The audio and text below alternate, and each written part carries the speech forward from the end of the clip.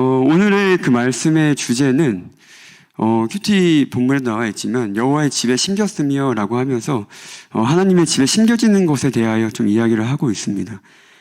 그래서 제가 간단하게 조금 시편 92편에서 쳐보니까요. 이스라엘 민족이 안식일에 사용했던 예배 시라고 하는데요. 그래서 이 서두에도 보면은 하나님을 되게 찬양하고 감사하며 예배드리는 그런 모습을 좀 보게 됩니다. 그래서 간단하게 좀 구조를 살펴보고 시작을 하려고 하는데요. 먼저는 1절에서 4절로 오늘 이 큐티에서 나눠주신 것처럼 1절에서 4절에는 하나님의 인자하심과 성실하심에 대한 찬양과 감사가 해가 뜨는 아침부터 해가 지는 밤까지 종일토록 이루어지고 있음을 보게 됩니다. 그리고 5절에서 11절로는 간단히 말씀드리면 악인에 대하여서, 즉 죄의 정노릇하는 자들에 대하여 설명을 하고 있고 12절에서 15절로는 그에 반대되는 의인에 대하여서 이야기를 하고 있습니다. 그래서 이런 구조로 말씀이 선포되어지고 있는데요. 저는 이 본문을 처음 딱 읽었을 때 드는 생각은 적어도 이 저자가 누군지는 모르겠지만 제가 묵상했을 때에는 적어도 영안이 열린 사람이다라고 생각이 좀 들었습니다. 근데 왜 제가 생각했는지에 대한 이유와 이런 것들을 좀 이야기하면서 조금 구체적으로 좀 살펴보도록 하겠습니다. 먼저 서두에 말씀드린 이 저자가 해가 뜨는 아침부터 해가 지는 밤까지 종일토록 주님을 찬양하는 이유에 대해서 좀 저는 집중을 좀 해봤는데요. 4절에 보시면 그 이유가 나와 있습니다. 저장이 찬양하는 이유는 주께서 행하신 일을 보았기 때문에라고 내가 기뻐서 찬양한다고 이야기를 합니다. 그러면서 주의 크신 손을 보았다라고 얘기를 하는데 그 5절 말미에 보면은 그 저자가 행하신 일을 말미암아 기뻐하면서 하나님을 체감했을 때는 하나님을 어떻게 표현을 하냐면 내가 만난 하나님은 주의 행하신 신이 참 크고 주의 생각이 매우 깊고 어리석거나 무지한 자는 깨닫지 못할 만큼 고상하신 분이다라고 이야기를 하고 있다는 겁니다. 이렇듯 우리의 삶 속에서 사실 저희가 하나님과 가까이 함께 하시는 하나님을 체감한다는 것은 정말로 어려울 수 있겠지만 정말로 그만큼 중요한 일이라고 생각을 합니다. 그래서 아마 이 저자는 영안이 열린 사람이라고 생각이 들고 그러다 보니까 바람 같은 성령을 매일매일 좀 느꼈던 사람인 것 같아요. 이 이야기를 이어감에 있어서 제가 참 좋아하는 찬양을 좀 소개해 드리려고 하는데요. 전 매번 죄를 지을 때마다 이 가사를 묵상하면서 참 스스로 은혜 받기도 하고 좀 힘을 얻기도 합니다. 찬양 제목은 그 나라는 찬양인데요. 그 송명희 작사님의 찬양이고 그 최덕신 작사님의 찬양입니다. 아마 가사를 들으시면 다 아실 텐데 가사의 내용은 이렇습니다. 나 가진 재물 없으나 나 남이 가진 지식 없으나 나 남에게 있는 건강 있지 않으나 라고 시작을 하는데 이 앞에 서두만 보면요 사실 좀 많이 우울합니다. 그리고 좀 자기 처참한 현실에 좀 눌려있는 것 같은데 제가 알기로는 이 송명희 작사님이라는 분이 사실 좀 그렇습니다. 환경이 어렸을 때 의료사고로 인해서 그 중증 내성 마비를 좀 앓고 상황이 많이 좀 우울한 상태에서 삶을 살았는데 그 후반부의 가사를 보면 이분도 오늘 저자처럼 하나님을 실질적인 삶 속에서 하나님을 만나고 체감하여서 할 수밖에 없는 그 고백을 하는데 그 고백은 그렇습니다. 나 남이 못 본 것을 보았고 나 남이 듣지 못한 음성 들었고 나 남이 받지 못한 사랑 받았다. 그리고 나 남이 모르는 것 깨달았다 얘기를 합니다. 그러면서 깨달은 것이 무엇이냐라고 했을 때 하나님은 참 공평하신 분이다라고 고백을 한다는 겁니다. 남들이 가진 것이 없지만 공평하신 하나님으로서 하나님께서는 나 남이 없는 것 갖게 하셨다라고 고백을 한다는 것이죠. 그러니까 결국 이 사람은 영안이 열렸기 때문에 남들의 기준으로서 내가 가진 것과 그 소유를 판단하는 것이 아니라 세상 사람들 기준에 가진 것이 나는 없지만 그것이 없어도 나는 영적인 것으로 봤을 때 하나님께서 공평하신 분임을 고백하면서 나는 그로 말미암아 감사한다라는 거죠. 그래서 그와 같이 의료사고로서 내가 원치 않는 사고를 당하고 불공평하다라고 느낄 수 있는 그런 상황 속에서 이 사람은 오늘의 이 저자와 같이 종일토록 감사하는 그 찬양을 통해서 많은 그 작사들로 많은 사람들을 살리고 있는 삶을 살고 있다라는 거죠. 그래서 저는 아마 저자도 이와 같은 분의 모습을 좀 가지고 있을까라는 생각이 좀 들게 되는데요. 이와 같이 하나님을 안다는 것은 우리 삶 속에서 주의 일하심을 볼 수 있다라는 그 사실을 반드시 알아야 됩니다. 그리고 그의 반대로 5절에서 11절의 내용을 보면은 이 저자는 죄에 대하여서 좀 밝히 안다라는 생각이 좀 들게 됐는데요. 그 이유는 바로 5절의 그 서두에 그 악인들에 대해서 비유한 것을 보면 좀 알 수 있는데요. 사실 누군가가 이제 비유할 때는 그 대상도 잘 알아야 하지만 비유하는 그 비유 대상에 대해서 잘 알아야만이 그것이 매치가 되기 때문에 그것을 알지 않고서는 함부로 비유를 할 수가 없습니다. 왜냐하면 자신의 의도를 표현할 수가 없기 때문에. 근데 이제 악인들은 풀같이 잘한다고 이야기를 합니다. 그래서 제가 이 풀같이 잘한다라는 거를 제가 좀 많이 경험해왔기 때문에 참 많이 좀 바로 좀 와닿았었는데요.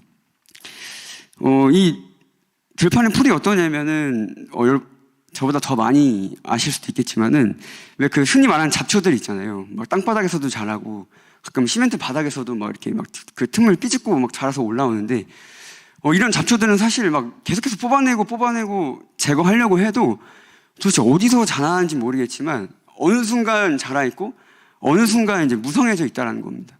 뭐 도대체 어디서 영양분을 받는지도 모르지만 뭐 해 좀 있고 비 좀 내리면은 어느 순간 이제 무성하게 자라 있는 것을 볼 수 있는데 그 속도가 좀 빠른 것 같습니다. 그래서 이것들을 계속해서 잘라내지 않으면은 어느 순간 그 콘크리트 바닥이나 그런 바닥들은 어느 순간 그런 잡초로 좀 덮여 있게 되는 걸 좀 볼 수 있는데 참 부끄럽지만 그 풀같이 자라는 악인 중에 한 사람이 좀 제 모습 같아서 이야기를 좀 해보려고 합니다. 근데 사실 오늘 메인은 이거 아니기 때문에 좀 구체적으로 얘기는 안 하려고 하는데, 제 스스로가 그 들풀 같은 악인들이다라고 생각했던 건 뭐였냐면은, 제 약간 아킬레스건 같은 사람이 있고, 제게 있어서 오늘의 이 들풀의 잡초 같은 사람이 한 사람이 있는데, 사실 저에게는 약간 이동주 목사님이 좀 그렇습니다. 사실, 이렇게 고백하는 게 조금 부끄럽기도 하고 좀 그렇지만은, 그렇게 생각하는 이유는 뭐냐면, 제가 작년 그 8월에 청년부 수련회 때도 이제 간증을 한 적이 있습니다. 왜 이동주 목사님과의 그 관계 속에 이제 메인 것이 있고, 그것이 이제 어떻게 풀렸고, 그런 과정 속에서 하나님께서 어떻게 응답을 주셨는가에 대한 것을, 그 청년들 앞에서 이렇게 간증하면서 제 스스로 또 은혜 받기도 하고, 그런 적이 있었습니다. 근데, 제 믿음의 이 분량이 좀 작아서 그런가, 한 1년 정도 된 올해 한 5월, 6월쯤? 그때쯤이었던 것 같은데, 물론 그 전에 제 마음밭이 이미 좀 살짝 이제 죄로서 살짝 풀이 좀 자라있는 상태였는데, 그 이동주 목사님 그 말에 한두 번 좀 걸리면서, 막 풀이 막 진짜 미친 듯이 자라는 겁니다. 근데 이걸 제가 중간에 커트하려고 제가 좀 몸부림을 좀 쳐봤는데, 제가 커트하는 그 능력에 비해서 이 들풀이 자라는 속도가 너무 크다 보니까 제가 잡혔습니다. 그래서 이 죄에 잡히다 보니까 그 죄의 그 증세가 좀 나타나기 시작하는데, 어떤 증세가 나타나냐면은 처음에는 그냥 좀 보기 싫다. 좀 안 봤으면 좋겠다. 여기 어머니 아버지 계시지만 좀 그랬었습니다.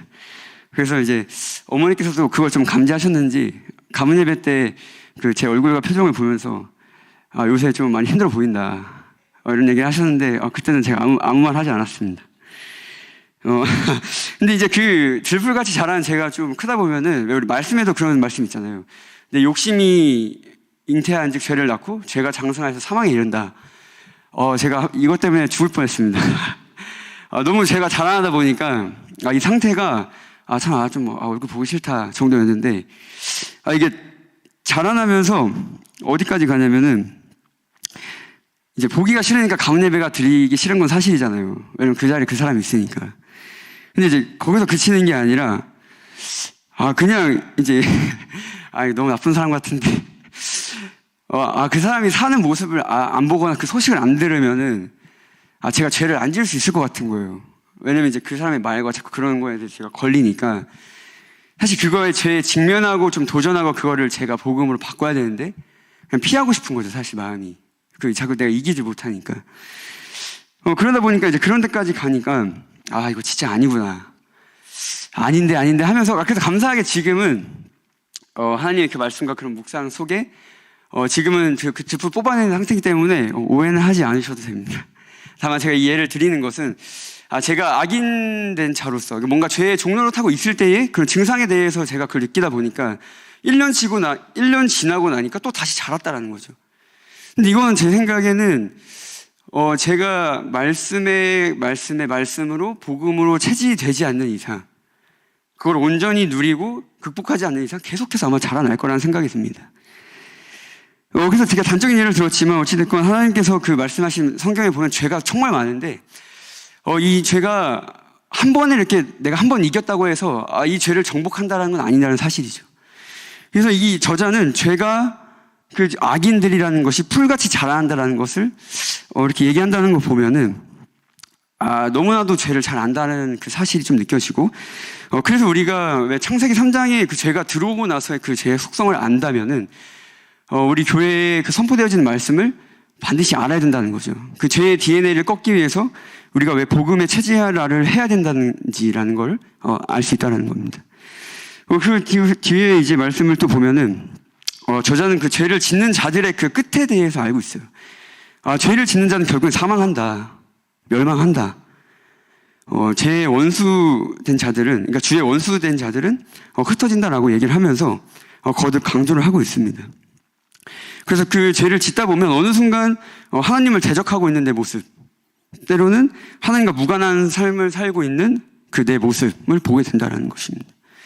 그래서 우리가 그 영을 안다는 것은, 그리고 영안이 열렸다는 것은 하나님의 영인 그 성령을 알고 그에 대적하는 영인 흑암, 그리고 죄를 짓게 하는 영, 주의 원수된 영, 자꾸 이간질하는 그 사단에 대해서 알아야만이 온전히 그 영안이 열렸다고 얘기를 할 수 있다는 것이죠. 예를 들면 이거 밸런스가 안 맞으면 사실 영안이 열린 게 아니라는 겁니다. 성령은 알지만 죄를 몰라. 근데 죄를 알지만 하나님을 몰라. 이러면 사실 온전한 복음이 뚫릴 수가 없고 계속해서 내가 믿음 생활을 한다고 하지만 혼란에 빠질 수밖에 없다는 거죠. 근데 그것은 제가 또 경험해보니까 그렇습니다. 이거는 은혜 집사를 제가 연애 초반에 만났을 때의 증상이 좀 그랬는데요. 저도 인천교회에 이제 자라면서 모태신앙으로서 자랐지만, 죄에 대하여서 많이 무지했었습니다. 근데 반대로 하나님께서 감사하게도, 저를 만나주셨고, 제가 하나님을 사랑하는 가운데, 까지 가다 보니까, 어려서부터 그러니까 마딘 믿음이 겨자씨만한 믿음이었죠, 사실. 왜냐면 하나님을 믿는다고 하면서도 이제 문제를 만나면 되게 무서워했고 두려워했고 그러면서 내 안에서 일어나는 그런 들풀 같은 죄들에 대해서 성경의 말씀에 써져 있으니까 이게 죄인 건 알지만 그 죄가 일하는 원리와 이런 통로들과 이런 것들을 제대로 알지 못하다 보니까 나는 하나님을 분명히 사랑하고 하나님을 위해서 살려고 마음까지 먹고 그렇게 방향을 틀었지만 왜 자꾸 내 안에서 이렇게 죄가 올라오지? 왜 나는 의인처럼 살고 싶은데 그러면서 하나 그 어린 마음에 좀 혼란이 있었던 것은 내가 하나님을 믿는 사람으로서 의인이라고 칭함 받았으면 아예 내 생각과 마음 자체에 그런 게 안 들어야 되는 거 아닌가? 라는 의문이 있었어요. 근데 계속 올라오니까 저는 그게 해석이 안 됐던 겁니다. 그러면서 또 제가 올라오면 또 하나님 앞에 또 말씀 듣고 찬양하고 이렇게 하기는 하는데 이게 되풀이 되니까 너무 힘이 빠지는 겁니다. 이게 성장한다라는 느낌보다는 자꾸 되풀이 하면서 뭔가 스스로 좀 죽어가는 느낌? 그렇게 살다가 이제 은혜 집사를 만나게 된 것이고, 큰나무 교회 복음을 만난 거죠. 그래서 사실 큰나무 교회를 만나고서 참 감사한 건 그겁니다. 내가 흑암에 대해서 너무 무지했고, 반대로 흑암을 모른 만큼 하나님에 대해서는 그래도 깊이 사랑하다 보니까, 참 이게 영안이 열리지 않아서 좀 혼란스러웠구나. 근데 반대로 은혜 집사를 만나보니까 은혜 집사는 반대예요. 제가 이건 전지적 제 박재성 시점이기 때문에 오해하지 마세요. 왜냐면 제가 바로 은혜 집사의 모습이기 때문에. 근데 은혜 집사를 맨 처음에 만났을 때 저는 어떤 느낌이었냐면은 약간 마마걸 느낌이었어요. 왜냐면은 모든 그 영적인 대화의 시작이 어머니로 시작했기 때문에 뭔가 그냥 어머니 말에 순종하는 거는 참 감사한 일이었지만 제가 사실 쟤는 몰랐지만 하나님 앞에 신앙생활 해올 때는 적어도 제 수준에서 하나님한테 묻고 사인 받고 움직이고 뭔가 이런 것들은 제 수준에서 미미하게 있었던 것 같아요. 그래서 결국에는 뭐 목사님의 말씀을 통해서 사람을 통해서 일을 하시기도 하지만 결국에 제 신앙은 하나님과 1대1 관계라는 거예요. 근데 제가 생각했을 때 은혜 집사는 뭔가 하나님 앞에 스스로 좀 뭔가 묻고 응답받고 결단하고 이렇게 하기보다는 그냥 이제 어머니를 통해서 듣거나 그냥 뭐 아버지가 권유하셔서 뭔가 카페 일을 하게 되거나 뭔가 이런 느낌이었어요. 그러다 보니까 서로 교만한 거예요. 그래서 이 연애 중에 제 어머니한테 들은 얘기인데 그런 얘기를 하시는 겁니다. 아, 엄마, 이 재성이는 좀 많이 약한 것 같아. 이렇게 얘기를 하더라고요. 근데 들어보니까 사실 맞는 말이에요. 왜냐면 아까도 말씀드렸지만 하나님은 알긴 알았지만 죄에 대해서 잘 모르니까 그게 죄를 꺾어낼 줄을 잘 모르고 그 일시적으로만 쳐내는 것 뿐이지 뿌리가 뽑히지는 않는 겁니다. 그러니까 막상 하나님 앞에 울면서 기도하고 이렇게 애쓰고 몸부림은 치지만 결과는 두려워. 그리고 뭔가 이렇게 못한다라는 거예요. 그러니까 은혜 집사가 그거 봤을 때는 아, 참 그렇게 하나님 사랑하고 뭐 어쩌고 한다고 하지만 아, 참 약하구나 라는 생각이 들었다고 얘기를 합니다. 근데 저는 반대로 아까 말씀드린 것처럼 그러니까 흑암에 대해서 분별할 수 있는 은혜 집사 입장에서는 제가 참 모질라 보였던 거고 반대로 죄는 몰랐지만 하나님을 사랑하고 뭔가 하나님 앞에 성령의 인도받으려고 했던 제 모습 속에 은혜 집사를 봤을 때는 아, 얘는 아직 그런 성령 인도나 뭔가 하나님 앞에 이게 좀 아직 1대1 관계가 안 된 것 같은 거에 대한 교만함이 있었어요. 그래서 서로에게 그 육신으로서 좋아하고 그런 감정들이 있었지만 그 뭐 결혼할 만큼의 그런 메리트가 없었다는 거죠. 확신이 없었어요. 그런데 이제 그런 와중에 하나님께서 죄의 영안을 활짝 열게 해준 사건이 있는데 바로 그게 은혜 집사의 그 과거의 이야기예요. 은혜 집사가 만났던 그 과거에 그 남자가 있었는데 뭐 결혼을 또 하려고 했었다고 하더라고요. 저는 뭐 본 적은 없지만 근데 그 얘기를 듣는데 저도 약간 복음을 반쪽만 알다 보니까 약간 바리새인 기질이 있어가지고 얘기를 듣다 보니까 말은 아 그래 괜찮아 그럴 수 있지. 또 왜 하나님이 이미 왜 용서했다고 하는데 내가 무슨 말을 하겠니? 아 괜찮아 했는데 막상 그러고 나서 이제 집에 돌아와 보니까 이상한 거예요. 왜냐면 목회자 자녀로서 잘한 것도 있지만 제가 여기 큰 나무의 복음을 들어보니까 죄에 대해서 분별도 참 잘하고 그렇게 막 하는데 막상 과거 얘기를 들어보면 이미 죄의 종로로 돼가지고 완전 그 죄에 막 퐁당 빠진 사람 같이 있다 보니까 이거 좀 이상한데? 속은 건가? 좀 이상한데? 이렇게 된 거예요. 그래서 좀 이상하다. 근데 이게 거기에서 끝나면 되는데 아까도 말씀드렸지만 죄가 계속 자라나요. 근데 저는 그 당시에 죄에 대해서 이거를 할 수 있는 방법을 잘 모르다 보니까 어떻게 또 그 죄가 꼬였냐면은 제 안에 이제 음란함이 있잖아요. 예를 들면 믿지 않는 세상 친구들의 자기 이런 사생활이라든지 이런 뭐 성적인 얘기라든가 이성 친구에 대한 얘기를 듣다 보면은 참 가관이 아닙니다. 근데 이 은혜 집사가 저한테 그런 얘기를 하면서 흘린 게 뭐냐면은 되게 애매하게 얘기를 했어요. 그냥 세상에 잠깐 그냥 일반 친구들처럼 조금 이렇게 그랬었어. 이렇게 얘기를 하는데 저는 이게 그 세상 친구들이라고 하면 약간 이상한 애들이 많은데 사실 어디까지 갔는지 잘 모르겠는 거예요. 그러면서 이제 제가 이제 그런 음란한 생각들의 오버랩이 돼서 은혜 집사를 보게 되다 보니까 이 사람 참 쉬운 여자구나. 금방 세상에 끌려가 나간 여자구나. 이러다 보니까 약간 의처증 증세가 생기더라고요.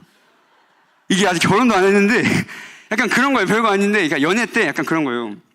그러니까 교회 성도님들 청년부에 오면은 왜 남자 성도가 들어오면은 막 왔냐 이렇게 하면서 막 이렇게 어깨도 토닥토닥 할 수 있고 막 이렇게 할 수 있는 건데 이게 그런 사건이 있다고 보니까 이상한 거예요 다.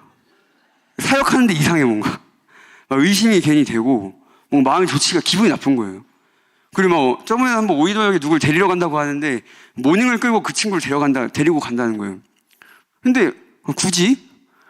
뭐 너가 가야 되나? 어쨌든 그런 생각으로 어쨌든 그 남자아이를 본인이 데리러 가야 된다는 그 말이 저는 약간 다 이상하게 들리는 거예요. 그래서 저는 이제 그거에 대해서 해석이 잘 안 되니까 진짜 그것 때문에 정신병 걸리는 줄 알았습니다. 왜냐면은 이게 너무 힘든 거예요. 해석이 안 되니까 이걸 어떻게 해야 돼? 그러면서 이제 제가 너무 막 죽을 것 같아가지고 하나님 저는 얘는 못 만나겠습니다 라는 마음을 스스로 정말 굳게 먹었어요. 헤어질 생각을 했고 그러고 나서 이제 하나님 앞에 이제 기도를 하는데 어떤 마음을 주셨냐면은 하나님이 그 당시 2020년에 여기 교회 표어를 보면 4번인가 5번인가에 그 선교적 기업 설립에 대한 목표가 있었어요. 근데 그걸 보여주셨는데 사실 저는 큰나무 교회를 오기 전에 고등학교 때 하나님한테 그 받은 소명이 있어서 그런 선교적 기업에 대한 꿈이 이미 있었고 그 방향으로 달려오고 있었다 보니까 하나님께서 그 부분을 보여주시는데 너무 그 마음의 감동을 받은 적이 있었거든요. 그래서 그거 기도하는데 그걸 다시 생각나게 하셨을 때는 하나님이 결코 단순히 은혜 집사에 대한 만남뿐만이 아니라 뭔가 하나님께서 나에게 하고자 하는 일이 있다라는 그 사실에 버텼습니다. 이해되지 않지만 버텼어요. 어쨌든 그 소명 붙잡고 버텼는데 그 사이에 이제 어머니께서 말씀 공부를 하고 있었고 어머니의 그 수술이 좀 들어갔어요. 그래서 제가 저도 좀 무식하게 좀 솔직한 기질이 있다 보니까 이걸 솔직하게 어머니께 말씀드렸고 어머니께서 말씀해 주시는 게 뭐였냐면은 아직도 기억나는 그 한 구절이 있는데 사실 그 뒤에 내용 하나도 기억이 안 나요. 근데 어머니께서 대뜸 하신 얘기가 재성 형제 니도 더러워. 니도 더럽다 이놈아. 이렇게 얘기하시는데 그게 제 머릿속에 그 뼈를 때리면서 제 마음을 보니까 너무 맞는 말인 거예요. 제 마음은 사실 그런데 드러나게 행동만 안 했을 뿐이지 저도 똑같았다라는 거죠. 그러니까 그러면서 이제 저도 그때부터 죄의 눈이 열리기 시작했고 그 죄의 원리나 이런 것들이 이해되기 시작하면서 은혜 집사를 이해할 수 있게 됐다는 겁니다. 반대로 이제 은혜 집사도 마찬가지로 어머님께서 그 사역해 해주신 게 9가지 마음에 안 드는 게 있어도 그 한 가지 좋은 것이 있다면 그걸 가지고 품는 게 복음이다라고 하시면서 좀 서로 좀 사랑하게 됐던 것 같습니다. 그러면서 영적으로 저희가 좀 빠져나올 수 있었는데 이런 것들처럼 영을 안다는 것이 이 하나님의 그 성령과 그에 대적하는 그 죄에 대한 영을 알지 못하면 이처럼 서로 방황할 수밖에 없다는 사실입니다. 그래서 이 두 가지 영을 다 알아야 되는 것이 하나님의 복음이라는 거죠. 온전한 복음. 그리고 이제 시편 92편 12절에서 15절의 말씀이 사실 오늘 메인인데 시간이 너무 많이 갔습니다. 그래서 말씀을 보면은 의인은 이라고 얘기하면서 여호와의 집에 심겨졌다라고 얘기를 합니다. 그리고 그 의인은 하나님의 뜰 안에서 성장한다고 얘기를 하는데 여호와의 집에 심겨졌다라는 것은 무엇을 뜻하는가라고 했을 때 그 하나님 손에 가꾸어진다라는 겁니다. 그리고 어디서 가꾸어지냐면 하나님의 뜰 안에서 가꾸어지는 것인데 이는 바로 그 하나님이 거하시는 집 바로 앞에 거한다라는 뜻으로 되게 가까이 있다라는 겁니다. 그래서 가까이 있어서 뿌리를 내리는 건데 조금 더 영적으로 말씀을 드리면 예수 그리스도를 내 인생의 구주로 받아들여서 주님과 함께 살기로 작정했다라는 뜻입니다. 그래서 하나님 앞에 그 뜰에 그 뿌리를 내리니까 어떻습니까? 하나님으로부터 전적으로 공급을 받아요. 그리고 물도 주시고 하나님께서 영양제도 주시고 하나님으로부터 에너지 공급을 받습니다. 그리고 하나님 손에 가꾸어진다는 것은 하나님께 보호를 받는다라는 거죠. 왜냐면 나무라는 것은 저도 잘 모르지만 그 목사님 설교를 듣다 보면은 조금 알 것 같은데 중간에 가지도 쳐줘야 되고 막 속가내야지만 열매를 좀 자주 맺기도 하고 그런 관리가 좀 필요하다는 겁니다. 그 해충도 좀 잡아주시고 약도 뿌려주시고 그래서 이제 열매를 쪼아먹는 새들도 이렇게 쫓아내면서 하나님 앞에 이제 보호를 받는다라는 것이죠. 그렇기 때문에 성경은 14절에 이런 얘기를 합니다. 의인은 그렇기 때문에 늙어도 여전히 결실하고 진액이 풍족하고 빛이 청청하다. 이것이 의인의 열매입니다. 그래서 사실은 제가 큰나무 복음을 만나고 제일 무서웠던 말이 이런 말입니다. 열매를 보면 안다. 열매를 보면 안다. 절대 외식할 수가 없습니다. 겉으로는 뭐 그래 보여도 열매가 아니면 아닌 것이죠. 물론 이제 그게 요셉처럼 하나님의 시간표에 따라서 고통받는 때, 고난받는 때가 있는 거는 하나님의 섭리 속에 있을 수 있지만은 그 환경의 문제가 아니라 그 환경 속에 무너지는데 마음 상태를 봤을 때 열매가 자꾸 내 안에서 죄가 일어나고 기쁨이 없고 감사가 사라진다는 것이 그 바로 증거라고 할 수 있겠습니다. 그래서 하나님께서는 그 표현을 뭐 종려나무, 백향목, 레바논의 백향목처럼 자란다 얘기를 하시는데, 이 나무의 특성을 좀 보니까 그렇습니다. 이 나무들은 대부분 뿌리가 깊고 잘 뽑히지 않고 좀 탄력이 있어서 뭔가 강한 충격에 부러지는 것보다 휘어진다라고 얘기를 합니다. 근데 저는 이 특성을 봤을 때 어떤 얘기가 들었냐면, 왜 복음은 유연하다라는 얘기가 있잖아요. 바리새인처럼 율법이 있으면 딱딱합니다. 근데 그 딱딱했을 때는 강한 충격이 있을 때 부러져요. 그렇기 때문에 금방 죽을 수밖에 없는데, 탄성이 있어서 휘어진다라는 것은 유연하다라는 거죠. 그렇기 때문에 복음이 있는 사람들은 어떤 문제를 만났을 때 굉장히 유연하게 대처할 수 있고, 그리고 바리새인처럼 바라보고 막 비판하고 정죄하는 것이 아니라 유연하게 그것을 받아들이면서 포용할 수 있게 된다라는 거죠. 그러면서 이제 하나님께서 그 종려나무와 백향목처럼 얘기를 하는데, 백향목은 또 보니까 성전 건축에 쓸 만큼 참 고급 재료라고 합니다. 그만큼 하나님께서 청청하고 좋은 열매로서 귀하게 쓰신다라는 의미로 좀 받아들여집니다. 그래서 참 의인에 받은 그 축복이 참 큰데, 이런 여호와의 심겨졌을 때의 이런 열매들이 우리 큰나무 교회 모든 성도들에게 있기를 저는 소원합니다. 그러면서 이제 마지막으로 저의 인생을 좀 돌아봤을 때, 하나님께서 저라는 한 사람을 하나님의 집에 심기 위해서 어떤 일을 하셨는가에 대한 지난날에 묵상을 좀 해봤습니다.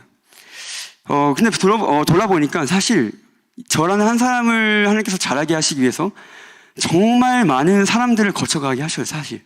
그래서 그 모든 사람을 제가 수놓을 수는 없지만, 오늘 찬송을 부른 것처럼 저에게 있어서는 그 어머니, 영적인 어머니에 대한 존재가 참 큽니다.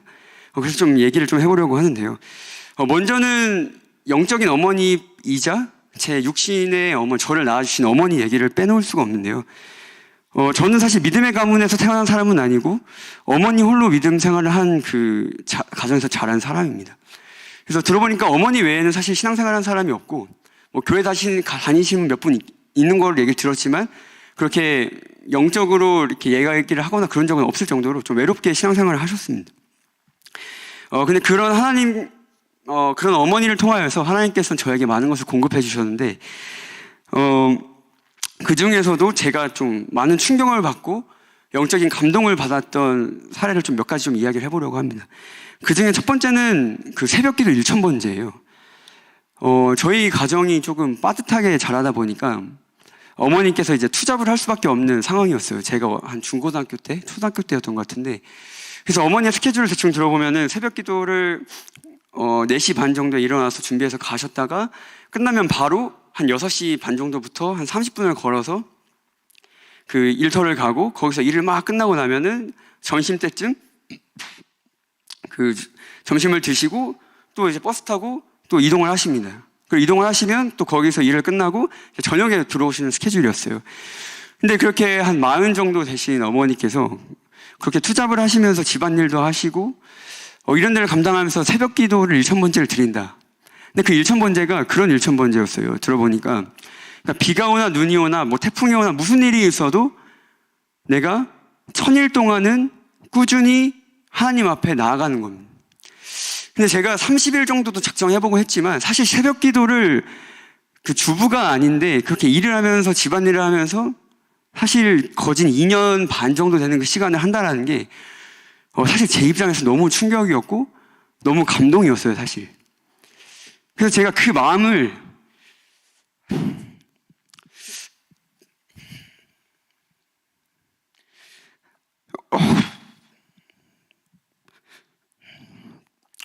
좀 헤아리긴 좀 어렵습니다. 사실 아직도 그 마음을 온전히 알 수가 없습니다. 왜냐하면 제가 유아랑 우라민을 키워봐도, 그러니까 제가 육체적인 한계와 영적인 한계를 알고 이 아이들을 어떻게 영적으로 심을까라고 많이 고민을 해봐도, 그리고 다짐을 하고 결단을 해봐도 제 육의 한계와 이런 것들을 보면 참 한심스러울 때가 있는데, 어떻게 그것을 뛰어넘는 육체의 한계와 이런 걸 뛰어넘는 그런 결단과 그런 순종이 있었을까? 도대체 어떤 마음으로 그렇게 영적으로 도와주는 사람이 아무도 없는 그 상황에서 홀로 어떻게 그렇게 저희 자녀들을 하나님 앞에 심기 위해서 하셨는지는 저는 아직 사실 헤아릴 수가 없습니다. 제 수준에서는 헤아릴 수가 없는데 그게 참 큰 감동이었어요. 그래서 제가 좀 나중에 커서 한 고등학교 때 들었던 얘기 같은데 그런 마음을 먹고 심어야 한다라는 그게 참 어려운 것 같고, 그 육신의 어머니가 하물며 이렇게 하길 원하시는데 태초에 저희를 만드신 하나님의 마음은 어떠했을까라는 생각을 해보면 그 십자가를 죽으셨잖아요. 어떻게 보면 사실 저는 그것도 머리로만 아는 정도의 수준이라는 거죠. 저도 사실 아직은. 그리고 이제 그 이후에 금요 기도회 때 저희 어머니께서, 저희는 이제 철야 기도회를 하다 보면은 좀 기도회를 오래 했는 편인데, 이제 저는 중간에 물을 먹으려고 이제 내려가려고 돌아가는데 중간에 어머니께서 이제 부르짖으면서 우시면서 기도를 하는데 제 이름이 들린 거예요. 근데 이제 그런 것들이 저에게는 참 많은 울림이 있었고, 그리고 마지막으로는 사실 저희 어머니께서 좀 빠듯한 환경이라고 말씀드렸던 것처럼 사실 자기 먹고 사는 것도 참 어렵습니다. 그래서 어머니께서 맨날 미안하다고 하셨어요. 뭔가 교육할 때에도 온전하게 여유 있게 가르치지 못했고, 그냥 옷을 입고 먹일 때에도 좀 그랬던 자격지심이 좀 있으셨던 것 같아요. 그러니까 뭐 남들 뭐 메이커 옷 입히는 거 사실 뭐 한두 벌 사주실 수 있으면 생각해보면 저는 사실 메이커 옷을 제대로 입어본 적은 없던 것 같아요. 중간에 뭐 한두 번 기억이 나는 건 있지만, 이게 사실 중요한 얘기는 아니지만 그만큼 어머니께서 좀 힘든 상황인 거를 제가 저 스스로 좀 체감을 했었지만, 근데 어머니께서는 그 일천번제를 하셨던 마음으로 하나님께 많이 좀 심으셨어요. 어떻게 심으셨냐면, 먼저는 물질로 많이 심으셨는데 어머니께서도 마음에 감동이 오면 바로 순종하는 편이세요. 그래서 개척교회 목사님이라든지 뭔가 주위에 어려운 사람들이 있으면은 홀로 이렇게 구제를 하시기도 하고, 때로는 주위에 사람들을 좀 모읍니다. 우리 이렇게 목사님인데 하자. 그래서 근래에도 지금 그 모임들이 이어져서 하나님께서 응답하신 열매들과 이런 얘기를 하시면서 그런 얘기를 하시는 거 보면 참 많이 도전이 됩니다. 근데 한 번은 이제 제가 청년 때에 어떤 사건이 있었냐면은 저희 인천교회에서 정말 부자처럼 사시다가 아버지 사업이 폭망하면서 주저앉은 가정이 있었어요. 근데 그 가정에 자매가 있었는데 그 한 누나는 저랑 좀 친한 사람이었고, 동생은 저희 동생이랑 좀 친한 사람이었어요. 근데 이제 전 타지에 있어서 그 SNS로만 얘기를 했었는데, 거기에 이제 저희 동생이 그 교회에서 싱가포르로 뭐 비전 트립을 간다고 하는 겁니다. 근데 그 동생, 아까 말한 그 사업이 망한 집안의 그 동생이 SNS에 나도 가고 싶다 이렇게 말을 올린 게 있었는데, 제가 그 메시지를 넘겨서 본 적이 있었고, 그 당시 이제 주일 메시지가 남을 구제하는 거에 대한 메시지가 있었어요. 근데 그 상황 속에 제가 마음이 너무 이거를 버티지를 못하고 해야겠다라는 마음이 들어서 이제 어머니께 얘기를 했어요. 어머니 이런 마음이 드는데 어떻게 하면 좋겠냐 했더니 어머니께서 하신 말씀이, 그럼 네 먼저 내놔라.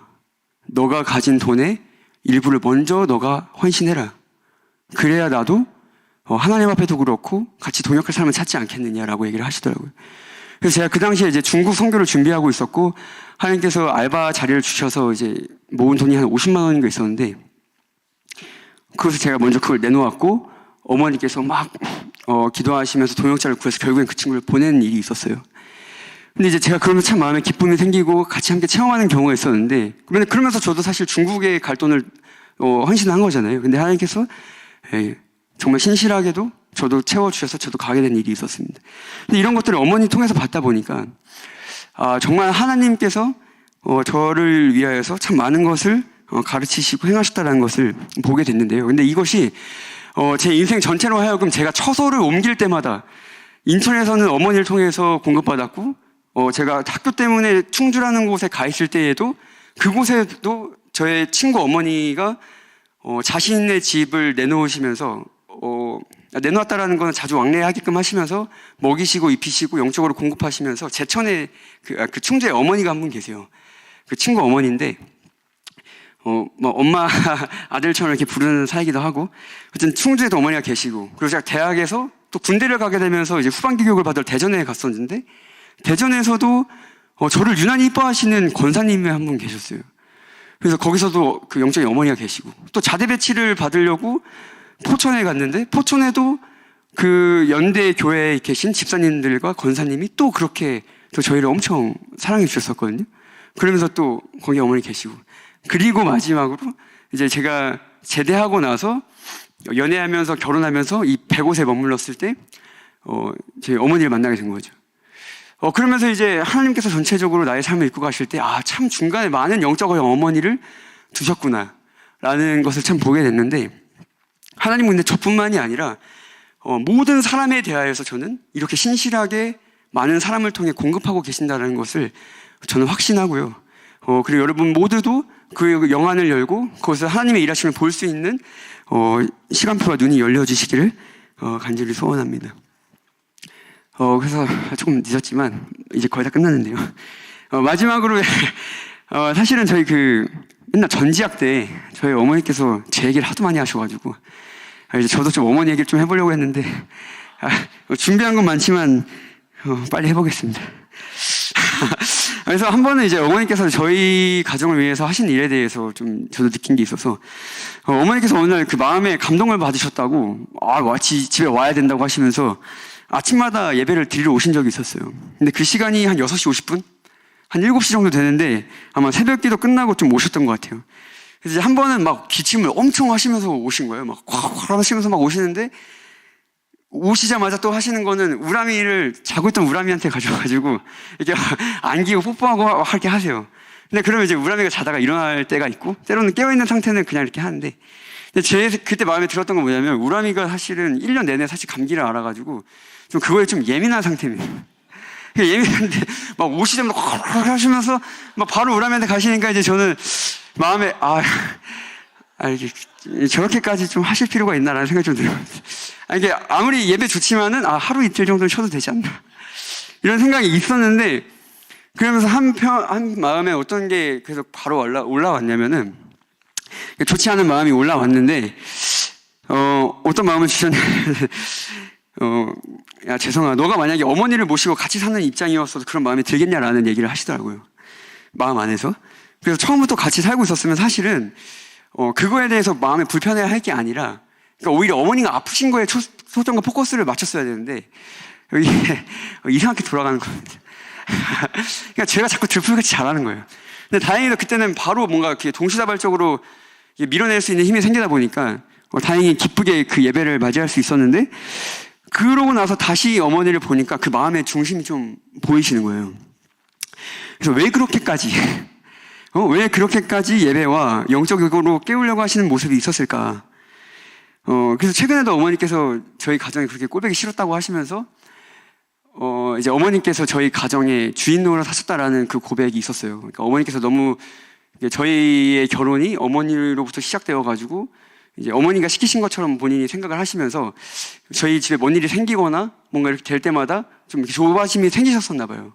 그래서 뭔가 이 가정을 내가 좀 책임져야겠다라는 마음처럼, 그러면서 이제 많이 회개와 이런 눈물이 있었다고 하셨는데, 근데 그것처럼 뭔가 선을 넘을 듯한 말 듯 이렇게 뭔가 좀 오버페이스가 되는 것 같은 행동들이 이렇게 있었는데, 근데 제가 이제 방금 말씀드린 그런 과정을 겪고 다시 이제 어머니를 보니까 이제 그 중심이 좀 보이기 시작한다는 거예요. 왜 그렇게까지 우리 가정을 그렇게 세우려고 하셨는가에 대해서 좀 보게 됐다라는 거죠. 그래서 이제 어머니께서 이제 그런 짧은 에피소드지만 그런 것들을 좀 체감을 하게 됐었어요. 어머니의 중심을 보게 되는 일들이. 근데 그러다 보면 가끔 어머니께서 진액이 엄청 빠져 보이실 때가 있어요. 막 엄청 또 막 그렇게 하시다가 어느 순간 되게 많이 힘들어 보실 때가 있어요. 그리고 가끔 또 집에 안 오세요. 그러면은 오히려 저 반대로 왜 안 오시지? 약간 이런 생각, 이때쯤 계시거나 뭔가 문 여는 소리가 들려야 되는데 안 열리니까. 그래서 뭔가 체력적으로나 이제 건강적으로나 이제 좀 그러실 때가 있는데, 저도 이제 그럴 때마다 뭔가 이제 주사를 맞으시라고 좀 돈을 드리거나 아니면 식사 대접할 때가 있는데, 근데 저는 사실 어머니가 베푸신 거에 비하면 이거는 좀 적은 보답이지만, 이것이 사실 서로 사랑하는 그 복음에 대한 좀 모습이라고 좀 생각이 들어요. 그래서 이제 서로에게 위로가 되어주는 거죠. 그래서 사실 제가 가난하고 힘들 때, 그리고 이제 믿음 팔아먹고 두려워 있을 때 이제 어머니께서 말씀으로 또 위로해 주시고, 저도 이제 어머니가 지치실 때나 뭔가 힘들어 보실 때가 있으면 저도 그냥 제 수준에서 그렇게 위로를 한다는 거죠. 그러면 이제 어떨 때는 또 어머니께서 체력이나 건강적으로 진이 빠실 때가 있는데, 한 때는 어떤 때가 있냐면은 경제적으로 좀 진이 빠지셨는지 어느 순간 은혜 집사한테 이런 얘기를 했다는 겁니다. 나도 이제 돈을 모아야겠다. 이제 너네 간간히 상황 되면 조금 돕는 것들이 있었지만 이제 그것도 힘들다. 라고 얘기를 하셨다고 하는데 저는 사실 이 맥락을 모르겠어요. 어떤 대화 속에 이 얘기가 나는지 저는 모르지만 근데 그런 상황만 들었을 때에는 뭔가 경제적으로 많이 힘드시구나라는 것만 딱 알게 됐어요. 근데 그때 어떤 마음이 들었냐면 사실 그 전에 그 에피소드를 통해서 제가 어머니의 마음을 알아채지 못했다라고 한다면 아마 또 마음에 들풀같이 제가 자랐을 거예요. 근데 그 이후에 그걸 보다 보니까 제 마음에도 하나님 제가 물질의 축복을 받아야 하는 명분이 생겼습니다. 그러니까 어머님께서 우리를 어쨌든 전적으로 하나님 앞에 심기 위해서 그 체력과 건강과 그리고 말씀과 그 물질적으로 계속해서 심었던 것이죠. 이제 그런 것들을 볼 때에 하나님께서 우리 가정을 위해서 계속해서 일을 하고 계시는구나라는 것을 이제 보게 된다는 사실입니다. 그래서 이처럼 하나님께서는 이제 어디서든지 우리와 함께 한다는 사실이고, 하나님께서 이렇게 가꾸고 계신다는 것과 우리와 함께 하신다는 것을 우리가 깨닫게 되면요, 자연스럽게 서로 더 깊어지고 사랑하게 되는 것 같습니다. 그 어머니와 이런 에피소드를 통해서도 저는 어쩌면 그런 것들을 깨닫기도 하지만 어머니와의 그 관계 속에 서로 깊이 사랑하게 되고 서로 깊이 교감하게 되는 것을 이제 본다는 것이죠. 근데 이거는 저는 사실 어머니와 저의 관계뿐만이 아니라 하나님과의 관계도 마찬가지로 하나님과 자꾸 이렇게 가까이 있는 에피소드가 많이 생길 때마다, 하나님을 경험되어지는 그런 에피소드가 많이 생길 때마다 하나님이 함께하는 그 손길을 많이 맛보고 우리가 사랑에 빠진다는 것이죠. 그래서 오늘 저자처럼 우리가 종일토록 아침이든 밤이거든 매일같이 찬양할 수 있는 이유가 바로 이제 그것을 경험되어질 때 우리가 그렇게 할 수 있다는 겁니다. 이제 좀 마지막으로 이제 예배를 좀 끝내주려고 합니다. 그래서 하나님은 저뿐만이 아니라 모든 인류, 모든 사람을 하나님 집에 심기를 원하십니다.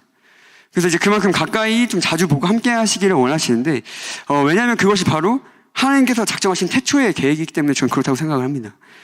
창세기 2장이 사실 그렇죠. 창조된 때부터 원래 우리는 하나님 집에 있었고 하나님 그 뜰에 있었음을 보게 됩니다. 그것이 에덴 동산인데, 그 에덴 동산의 모습을 보면은 아담아 어디 있냐 이렇게 부르시기도 하고 굉장히 사이가 좋아 보여요. 가까이 있고 하나님께서 주신 모든 물질과 먹을 것과 이런 것들을 사실 저희는 수고하지 않아도 그냥 먹기만 하면 되거든요. 사실 그렇게 원래 태초에 우리는 그렇게 지어졌기 때문에, 하나님께서 사랑받았기 때문에 하나님께서는 그 죄로 인해 깨져버린 내가 창조하면서 심히 보기 좋았더라 했던 그 모습을 회복시키시기를 원하신다고 저는 생각이 들고 반드시 회복시키실 거라는 생각이 듭니다. 그러나 여기서 중요한 것은 창세기 때도 그렇지만 지금도 마찬가지로 하나님은 저희에게 선택권을 주신다라는 거죠. 절대 강요하지 아니하시고, 그런 하나님의 사랑에 오히려 초청하시고, 내가 이렇게 너희를 사랑하는데 너희는 나를 사랑하겠느냐라고 초청하신다고 얘기를 하신다는 것입니다. 그래서 그 선택은 우리 몫이고, 그것을 우리가 마음을 얼마나 열고 그것을 받아들이냐, 마음을 열고 그 하나님의 사랑을 받아들이냐 않느냐가 사실은 복음의 시작이고 하나님의 그 뜰에 있느냐 없느냐의 그 차이라는 것입니다. 그래서 저는 적어도 우리 큰나무교 분들은 많이 체험하셨으리라고 생각됩니다. 그리고 적어도 하나님의 그 가꾸심과 하나님 집에 심겨진 것을 한 번이라도 체험하셨다라고 하신다면은 저는 이제는 복음을 전해야 된다라고 생각을 합니다. 이 땅의 모든 하나님이 창조하신 자녀들이 제 종로로 사는 것이 아니라 하나님의 집에 심겨지고 그 뜰 안에서 함께 살아갈 수 있도록 우리는 복음을 전해야 한다는 것이죠. 그래서 나만 구원을 받고 나만 하나님 뜰에 있고 우리 가문만, 우리 교회만 있는 것이 아니라 하나님이 사랑하시는 모든 인류들이 하나님 앞에 그렇게 되어질 수 있도록, 그 창세기 3장의 그 문제로 이 땅에 자라난 그 엉겅퀴들과 그 땅의 저주를 제거해버리고 이제는 그 창세기 2장에 창조하셨던 하나님을 향한 그 에덴 동산, 그 큰 그림을 위해서 우리 모두가 하나님 앞에 계속해서 집에 심겨져야 한다라는 사실입니다. 그래서 오늘 우리 모두가 여호와의 집에 심겨지기를 간절히 바라면서 예배 마치도록 하겠습니다. 기도하도록 하겠습니다. 하나님 아버지 감사합니다. 아버지께서 이 본문을 통하여서 제게 해주신 많은 은혜들과 하나님의 그 말씀들을 이렇게 나눴습니다. 생각보다 많은 시간들이 지났지만 하나님께서 한 사람이라도 이 복음에 대하여, 그 성령에 대하여, 흑암에 대하여 두 눈이 열려질 수 있도록 주님 축복하여 주시고, 또한 하나님께서 더 이렇게 심겨진 사람이라면 오늘 그 8월에 우리 교회 말씀처럼 더욱더 성숙하여지고 그 빛이 청청하여지고 많은 열매 맺을 수 있도록 우리 교회를 사용하여 주시고 많은 그 성도님들의 개개인의 삶을 주님께서 주장하여 주시고 자라게 하여 주시옵소서. 많은 사람을 통하여 하나님께서 일하시지만 우리가 놓쳐야지 말아야 할 것은 오직 자라나게 하시는 분은 그 사람이 아니라 하나님이시라는 것을 잃지 않고 오직 하나님께 감사하며 매일같이 찬양하는 그런 일들이 넘쳐나게 하여 주시옵소서. 오늘도 주님을 찬양합니다. 하나님 영광 받으시고 오늘 하루도 주님과 함께 하여 주시옵소서. 이번 말씀 예수님의 이름으로 간절히 기도드렸습니다. 아멘. 야, 우리 사이 잘 말을